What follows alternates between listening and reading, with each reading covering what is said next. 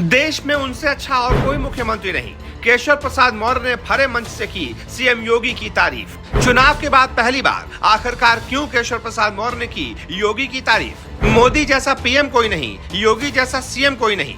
मुख्यमंत्री की तारीफ में अचानक ये क्या और क्यों बोल गए केशव प्रसाद मौर्य। जी, जिन केशव प्रसाद मौर्य को सीएम योगी के खिलाफ बताया जा रहा था, जिस केशव प्रसाद मौर्य पर सीएम योगी के खिलाफ षड्यंत्र रचने की अफवाहें सामने आ रही थी, एक तरीके से जिस केशव प्रसाद मौर्य को सीएम योगी का सियासी दुश्मन करार दिया जा रहा था, वो दुश्मन आज सीएम योगी का मुरीद हो गया है। वो सीएम योगी की तारीफों में कसीदे पढ़ रहा है।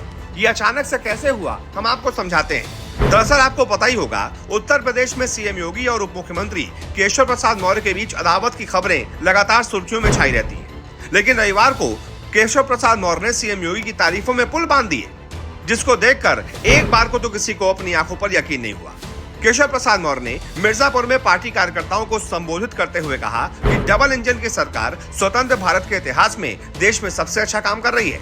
उन्होंने कहा कि देश में प्रधानमंत्री नरेंद्र मोदी जैसा कोई दूसरा नेता नहीं है, वहीं योगी आदित्यनाथ जैसा कोई दूसरा मुख्यमंत्री भी नहीं है। केशव ने कहा कि दुनिया के सबसे शक्तिशाली और प्रभावशाली नेता हमारे प्रधानमंत्री नरेंद्र मोदी हैं और देश में जब सभी मुख्यमंत्रियों की तुलना की जाती है तो सबसे अच्छे कामों में योगी का नाम सबसे पहले आता है। उन्होंने कहा कि हमें आगे होना चाहिए या पीछे होना चाहिए, मुख्यमंत्री योगी जैसा कोई दूसरा नेता नहीं है।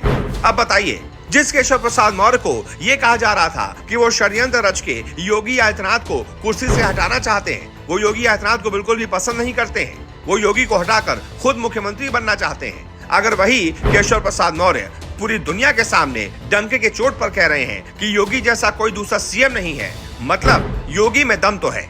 योगी दुश्मन को भी अपना मुरीद बना देते हैं। हालांकि इसी मौके पर मीडिया से बात करते हुए कांग्रेस और समाजवादी पार्टी पर भी निशाना साधते हुए केशव प्रसाद मौर्य ने कहा कि लोकसभा इलेक्शन में विपक्ष द्वारा दुष्प्रचार कर गुमराह किया गया। अब जनता उनकी सच्चाई जान चुकी है। इस बार विधानसभा उपचुनाव में 10 की 10 सीटों पर कमल खिलेगा।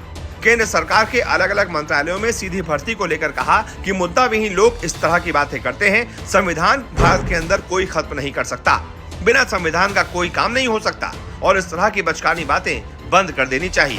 वहीं जो अखिलेश यादव केशव प्रसाद मौर्य पर 100 विधायक लाकर सरकार बनाने का दावा कर रहे थे और लालच दे रहे थे, एक तरीके से उन्हें तोड़ने की कोशिश कर रहे थे, उन अखिलेश यादव को टारगेट करते हुए केशव प्रसाद मौर्य ने कहा कि अखिलेश यादव जब 2012 से 17 तक मुख्यमंत्री थे तो जो दुर्दशा उत्तर प्रदेश की थी, वही बदतर हाल पश्चिम बंगाल में तृणमूल कांग्रेस की ममता बनर्जी की सरकार ने कर दिया है।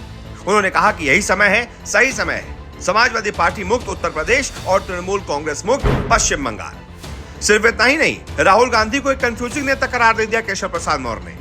कह दिया कि कांग्रेस संविधान सम्मेलन करने जा रही है और राहुल गांधी का खटाखट गायब हो गया। आप सफा चट्टा होने वाले हैं और राहुल गांधी के पास में कोई भी एजेंडा नहीं है, वो एक कंफ्यूजन वाले नेता हैं। यानी कि फुल फॉर्म में नजर आए हैं केशव प्रसाद मौर्य। पहली बार इतने चौड़े होकर सीएम योगी की तारीफ की है और अखिलेश और राहुल गांधी पर ऐसे निशाना साधा है। यानी कि अब यूपी बीजेपी में ऑल इज वेल।